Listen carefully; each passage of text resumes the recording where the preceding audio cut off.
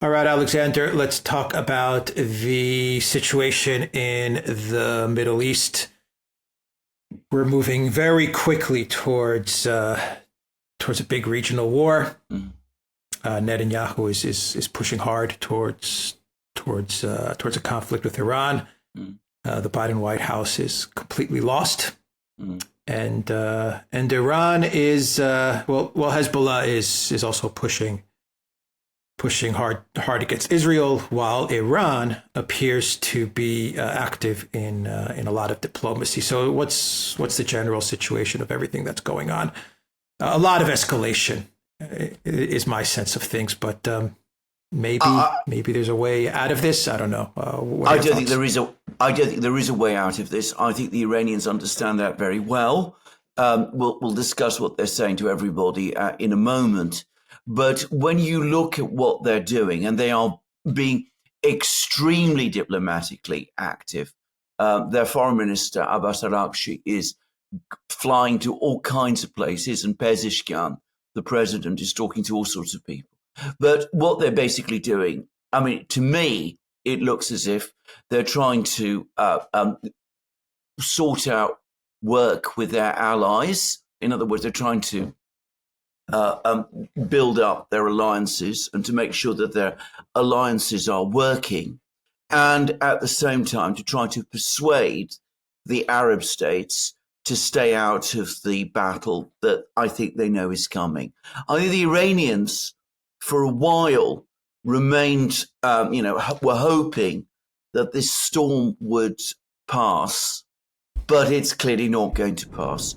So what have they been doing? Well, Pezeshkian, who is the Iranian president, he met with Putin in Ashgabat in Turkmenistan. Now, this is a visit to Turkmenistan that had been on Putin's itinerary for a while. He does regular trips to Central Asia. He meets with Central Asian leaders. He's been in close contact for some time with Kazakhstan, with Tajikistan, with Uzbekistan. He's traveled to Uzbekistan this year. It was time that he turned his attention to Turkmenistan, and this was clearly a pre-prepared visit. It was a regular sort of visit to Turkmenistan. Then Pezeshkian contacted him, said, "Look, you're close to Iran. Can we meet?" This is, remember, just 2 weeks ahead of the BRICS summit meeting. The meeting was organized. All the impressions is that this meeting was organized at very short notice. The other Central Asian leaders decided, in light of that, to come along. So Pezeshkian and Putin met. We're not being told very much about the meeting. They discussed the treaty, the strategic partnership agreement that the two are working on, and they both said that they hope it will be ready for signature at the BRICS summit meeting in Kazan. But they did obviously talk about the situation in the Middle East. Both of them had their national security advisors and key foreign policy aides with them. And clearly, the Iranians were wanting to talk to the Russians about all sorts of relations, the kind of relations between Russia and Iran. So that was one meeting. Pezeshkian has also been working the phones. He spoke yesterday to Macron. The point he made to Macron is Iran doesn't want war. Iran held back from responding to the assassination of Ismail Haniyeh in Tehran because the Western powers asked it to. This is what Pezeshkian is saying. You can believe that or not if you choose. But anyway, this is the pitch that the Iranians are making to the West, that they held back because they were told by the Western powers that ceasefires in Gaza and in South Lebanon were around the corner, that they were being successfully negotiated. The Western powers asked Iran to hold back from responding to a Haniyeh's assassination because that might prevent the ceasefires in Gaza and in South Lebanon from being set up. The Iranians accepted that, and instead of the ceasefires that they were promised, what they got was escalation from the Iranians, from the Israeli side. The attacks on Hezbollah, the bombing of South Beirut, the assassination of Nasrallah, the assassination of one of Iran's own generals in Beirut. So the Iranians are telling the Western powers, we are moderate, we are restrained, we are not seeking conflict. It's the Israelis clearly who are seeking conflict. If there is going to be a major conflict, it will be down to Israel and to the West, not to us. If you want to try and pull the Israelis back, this is your last chance. And Araghchi, the Iranian foreign minister, has exactly said this. He's made public statements in which he said that Iran is not looking for war, but if war comes, it is ready and it will fight. And in the meantime, Araghchi has been busy traveling around the Gulf. He's been to Saudi Arabia. He's met MBS. He's met with he's visited all of the Gulf monarchies. He's been to Iraq. He's just been to Iraq, in fact. And what he's basically told the Arab states, at least the Gulf monarchies, is, look, war is coming. Stay out. It's in your interests.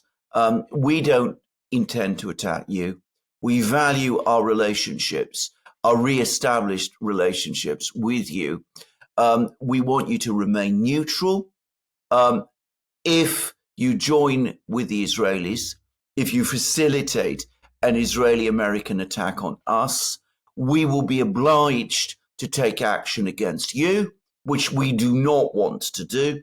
So please remain neutral. And all of the Gulf states have said that that's what they intend to do.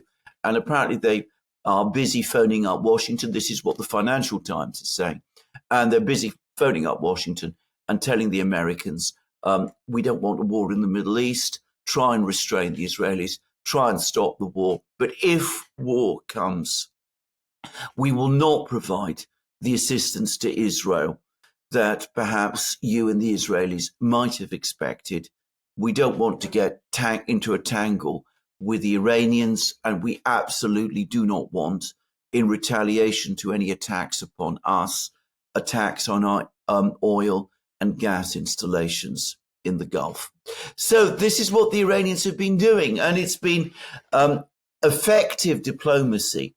But to me, it has all the hallmarks of diplomacy conducted by a country that knows it's going to war. Yeah. What about communication with the United States, which at the end of the day, this is the country that can put brakes on all of this, or in theory could put brakes on all of this. Well, it could absolutely. It could, absolutely. I mean, but it's the point is that it's shown absolutely no willingness or ability or strength of purpose to do that up to this point. Anyway, what we're hearing is that there is a channel of communication between Iran and the United States, and it's provided by Qatar.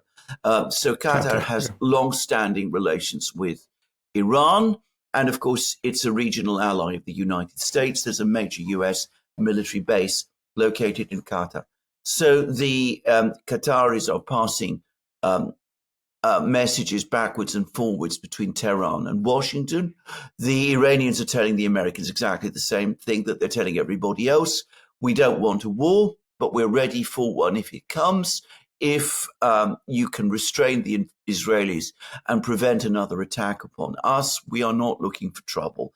And on the contrary, if there is serious work being done to try and achieve ceasefires in Gaza and in South Lebanon, we will do our part to try to make those ceasefires work. However, if war comes, we will fight. Now, the Americans apparently have been trying to get the Iranians to agree to an American suggestion that if the Israelis do launch a strike against Iran, Iran should react in a restrained way, what the Americans always say, accept whatever the Israelis do, but don't respond too toughly in return. The Iranians have come back and said, no, this is not possible anymore. We've exercised massive restraint over the last couple of months. If we are attacked again, it will be war. It will be, we will take the gloves off and we will hit back at Israel as we've shown that we can do. So there is communication between Iran and the United States, but my sense is that it's not going particularly well, because I don't think the Americans are listening very much any longer to what the Iranians are saying, and I don't think the Iranians trust what the Americans are telling them.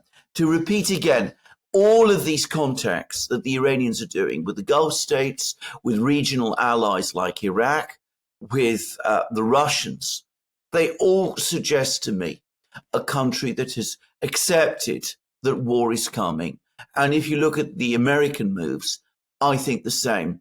They've now announced that they're going to send THAAD missiles. These are very sophisticated anti-missile missiles. They're intended to shoot down missiles. They're much more sophisticated missiles, apparently, than the Patriot missiles. The Americans have previously stationed a radar complex from the THAAD missile system in Israel. And it is still there. I mean, it's still operating. There were reports that the Iranians attacked it in their missile strike, but it seems not. Anyway, it is still there. But all the indications now are, we've had a big article about this, a second big article about this in the Daily Telegraph. They did a minute examination of all the satellite photos. They say that a lot of the Iranian missiles did in fact get through and that they did do real damage. The Americans, therefore, are sending THAAD missile launchers and more radars to Israel, because it looks as if the Israeli air defense system has not been as effective as had been originally supposed. And again, the fact that the Americans are doing this, that they're transferring this very sophisticated system to Israel, which will be operated by American technicians, that suggests to me that they too expect that war is coming. 100 U.S. soldiers. 100 U.S. technician soldiers to Israel. Exactly. So that's exactly. the beginning. I mean, that's the beginning, That's of, the beginning. of a U.S. presence in the region. Exactly. Yeah, deployment. Yeah. Yeah.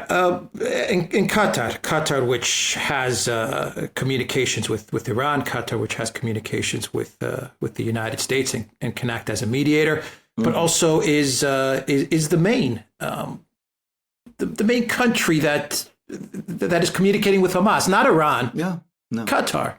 Yeah. This is correct, right? Absolutely. Qatar. Yeah. Okay.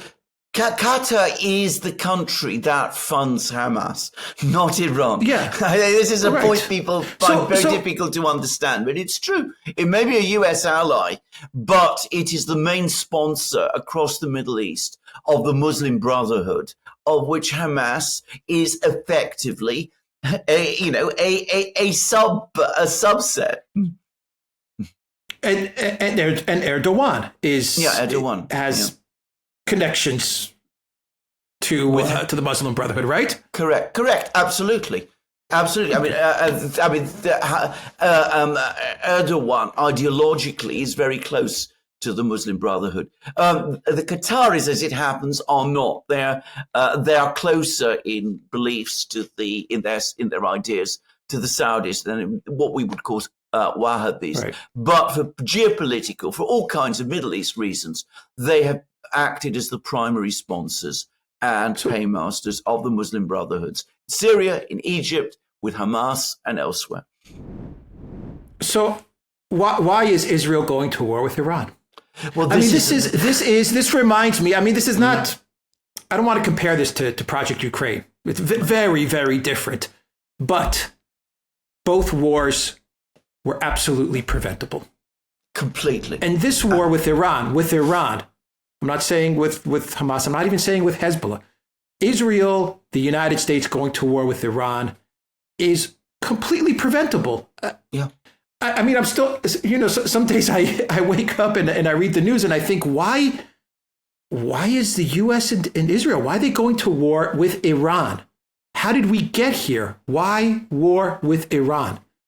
Well, you're absolutely correct. And I mean, it is difficult to explain in a rational way because it looks completely irrational. I think we have seen over the last year, ever since the Hamas attack on Israel last year, that the Iranians have moved heaven and earth to try to prevent a regional war. They have not wanted a regional war. Their economy is booming. They've become members of BRICS. They're in the process of agreeing major arms supplies with the Russians. Everything was going well for them. So they were not looking for war. Some people in Israel are looking for war. Some people in the United States are looking for war. Let's talk first about Israel, because, I mean, the Netanyahu government is playing a major role in all of this. The reason Are some people in Iran looking for war? Can I ask that question before you get into Israel and the United States? Because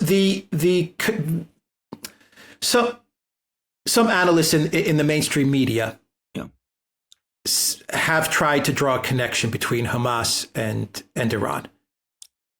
And I believe even the U.S. State Department, even the Pentagon has said that there is no connection between Iran and Hamas. Am I explaining this correctly? Yeah, Iran and Hamas have had connections. Iran historically has lent verbal and political support to Hamas. Iran has projected itself across the Middle East as the center of what is referred to as the axis of resistance. The axis of resistance to the United States and to Israel, because they say, that we are the people who stand up for Islam, for independence in the Middle East and all of that. And this goes all the way back to Iran's own revolution in 1979. But that is, if you like, I mean, I get to say it, I think to a great extent, this is an ideological hangover from the original Iranian revolution of the late 70s, early 1980s. In practice, in reality, on a day-to-day basis, Iran is a state with many problems, enormous problems, which it wants to try and resolve and needs to resolve by preserving stability in its own region. So, as I said, it's been pursuing economic relations with China and Russia. It's been aiming to join the BRICS. To the extent that it has influence over Hamas, for example, it's been an influence for restraint. And over the last few months, we have seen, ever since Ismail Haniyeh was assassinated in Tehran, when Iran didn't respond immediately and aggressively, as many of Iran's radical allies across the Middle East expected that it would. What we've seen is tension between Iran and its regional allies, the Houthis in Yemen, Hezbollah in Lebanon, the Shia militias in Iraq. The tensions have increased, and we've been hearing about incredibly bitter arguments and very fraught meetings with the Iranians trying to explain why they're not putting their missiles, if you like, where their mouth is. And their allies have been incredibly angry with them. Now, before we just go on with this and explore this a little bit. But Iran fought Hamas in Syria, correct? Right? Absolutely. Yeah. Iran, Syria, Assad, Russia.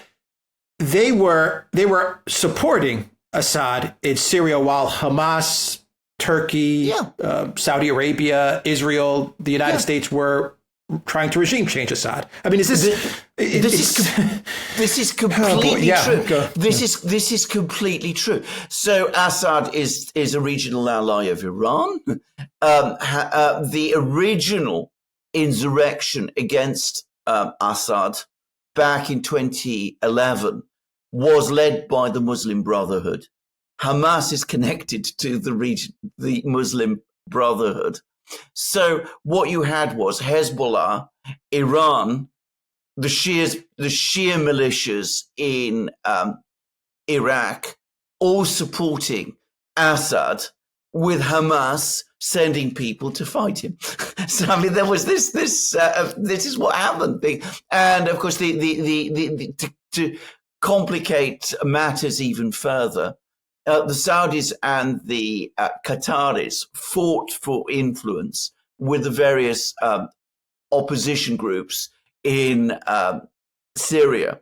So Qatar backed the Muslim Brotherhood and Hamas, whereas the Saudis backed more radical movements, which, well, we all know what they were, al-Nusra and all the others. So, I mean, this is incredibly complicated. Moderate rebels and all that. But the key thing to understand is that Iran and Hamas have had prickly and complicated relations. Verbally, Iran supports Hamas because they've positioned themselves, as I said, as the leader of the axis of resistance in order to build up all of these various militias. But in practice, they've not been keen to get involved in a war with Israel. And I ought to say this. I mean, there's been all kinds of claims that have been circulating in recent days about documents that supposedly prove that there were contacts between Hamas and the Iranians before the events of 7th of October last year.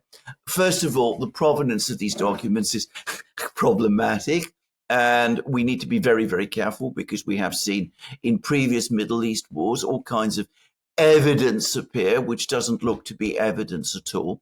The US apparently still considers that Iran had no prior knowledge or involvement in the attack of the 7th of October. And I think that everything about Iranian policy that we can see is consistent with that fact. All right, so we got a little bit. I steered it a little bit to. No, I think it's fair there, because I think. But you were agreeing.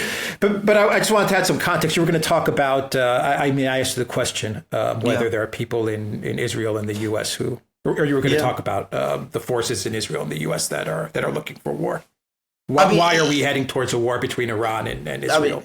To say, again, briefly, I mean, there may be some people in Iran, very hardline people, who do want a wider war because they think that they can spread their ideology across the Middle East.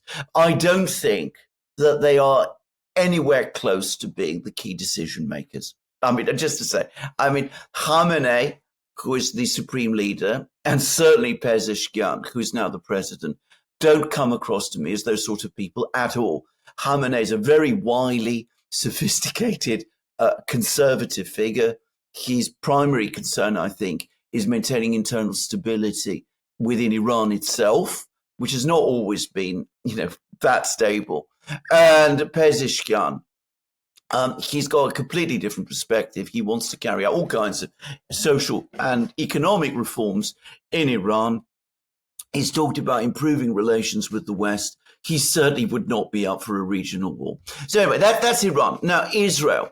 I think that Israel has had a long-standing issues with Iran because the Iranians created this axis of resistance. By the way, I should say, I think the reason that they built up all of these militias, Hezbollah, the Shia militias in Syria, the Shia militias in Iraq, the relationship with the Assad government, was not because they were looking for a war with Israel, but because they themselves fought a very, very bitter war with Saddam Hussein's Iraq in the 1980s.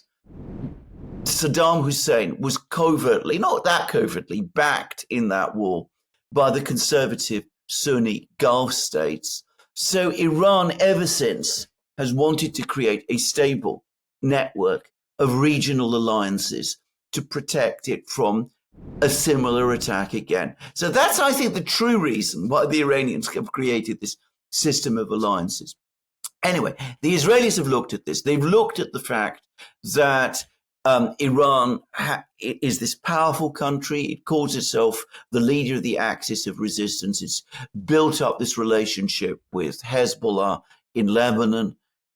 Over time, the Israelis have convinced themselves, I think entirely wrongly, that Iran, which is actually located quite a long distance away, is some kind of major threat to them. I don't believe it is. I mean, I know other people are going to push back on that, but I mean, Iran has been around. We're talking about a government, a government that was established in Iran in 1979, 45 years ago, and it's never done anything serious that could jeopardize Israel's security, and which really threatens Israel to any significant degree. But a lot of people in Israel have convinced themselves otherwise. They take a lot of the rhetoric from Iran more seriously, frankly, than I do. They're worried about Hezbollah across their border. They don't want to talk to Iran, which I think is a major mistake. I think Israel and Iran could establish a kind of, dialogue, perhaps through the Qataris and the way that the Americans and the Iranians have.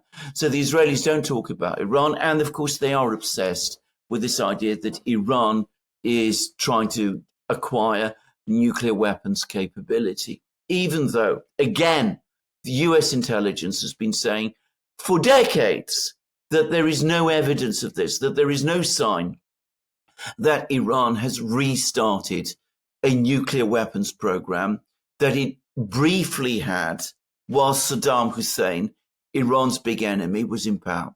So the Israelis have worked themselves up for a long time about Iran. My own sense is that Prime Minister Netanyahu himself has Iran on the brain. He's been talking about Iran relentlessly. He's constantly turning up and making speeches saying that Iran is, a year away or a few months away or weeks away from acquiring a nuclear weapon. He's been talking like this for decades, and he always brings this up again and again and again. But I think that something changed radically last year, which is that firstly, there was the Hamas attack on Israel. Then, as we know, Israel responded, and we've discussed this many times. Israel responded militarily in Gaza against Hamas. We've pointed out many times that this was a mistake, that it was going to lead Israel into a long, difficult battle in Gaza, and that the objective of destroying and rooting out Hamas was an unachievable one. We've discussed at length the various diplomatic options that Israel had at that time, and we've explained why they would have been effective in our view. But anyway, that was the course that Israel decided to take. They started this war against Hamas in Gaza. It has not gone as expected. A year has passed. That war is still underway. The Israeli economy is buckling. There's been a large emigration from Israel over the course of the last year. I've just seen some figures about this. And Israel looks no closer to victory in Gaza than it did a year ago. So the Israelis, the current government in Israel, I should say there is a lot of opposition within Israel to the current government's course. But the current government in Israel, which has some very radical and hardline people in it, they're looking for some way out. They can't. Negotiating a ceasefire is politically for them incredibly difficult. We've discussed how a ceasefire in Gaza, which left Hamas in place, would be seen across the region and in Israel itself as a victory for Hamas, which of course Israel doesn't want. So what do? They can't retreat. They must advance. So we now have this attack on Hezbollah in Lebanon, which is an ally of Hamas. And I'm not saying, that Hezbollah has been sitting on its hands. Hezbollah has been backing Hamas. It's launched rocket strikes against Israel. 60,000 people in northern Israel have had to leave their homes. So, there are these issues, but again, finding a ceasefire, a route to a ceasefire, which is available, might have been, or would have been, in my opinion, a much better way to stabilize the situation, to get those people back to their homes. But that's not something the current Israeli government wants to do. So they've attacked Hezbollah, and they're preparing for this attack on Iran, because they have convinced themselves that if they can take down Iran, the spider, as they think, at the center of the web, that will resolve both their internal and their external problems. And they've matched up with that other very powerful group of people in the United States, the neocons, who are never been more powerful than they are in this administration, who also want to take down Iran, not just because they have this animus against Iran because of the events of 45 years ago when the Iranian Revolution happened and the American embassy was seized, if you remember, and the people were taken hostage. There's that history, which shouldn't be completely ignored. But the major reason the neocons want to take down Iran is, again, because it's a big, very powerful country, or potentially very powerful country, 88 million people.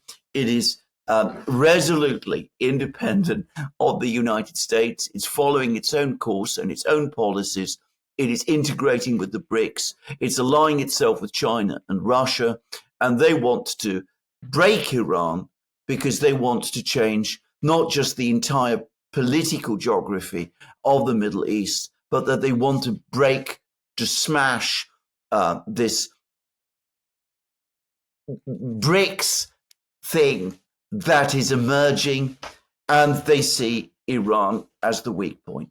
So the Israelis and the Americans, for overlapping but ultimately different reasons, and I want to stress again, some Israelis and some Americans, not all of them, not by any means, for overlapping but complementary reasons, which are not identical, both want to take down Iran. And they see this now as the opportunity.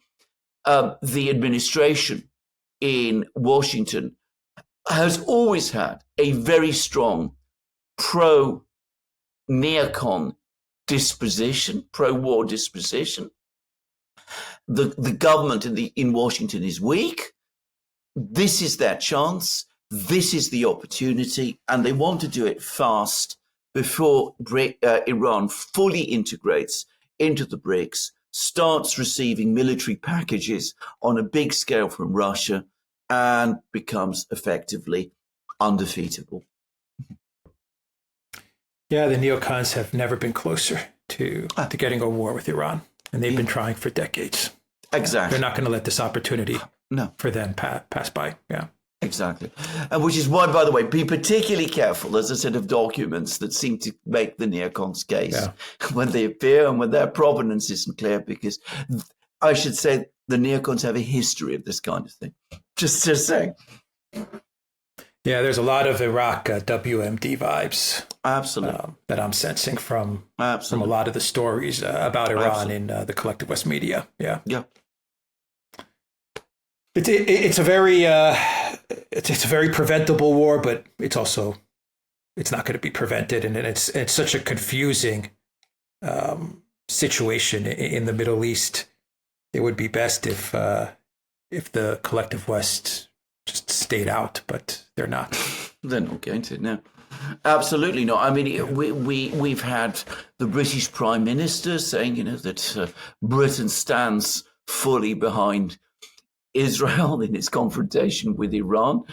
Given that they were saying exactly the same for Ukraine, I would have thought that would be a warning to the Israelis, not something to encourage them. But anyway, that's what they're doing. And the US, of course, one way or the other, whoever wins in Washington is going to be pulled along, I suspect, onto this adventure. The problem with starting a war is it is very easy to start one. It's very, very difficult to bring a war to a stop. Even if the president wants to stop the war, finding a means to do it is incredibly difficult and very complicated. The neocons know this, and one of the reasons they want to start the war now, and so does the Netanyahu government, by the way, one of the reasons they want to start the war now is because they don't want whoever becomes the next president to act to prevent it happening. Yeah. 10 years in Iraq, 20 years in Afghanistan, and that's nothing compared to what a war with Iran would be like. Well, absolutely. I mean, that really would be a forever war. Okay, we will end the video there. TheDuran.locals.com. We are on Rumble, Odyssey, BitChute, Telegram, Rockfin, and Twitter X. And go to the Duran shop, pick up some merch like the shirts that we are wearing today in this video. There is a link in the description box down below. Take care.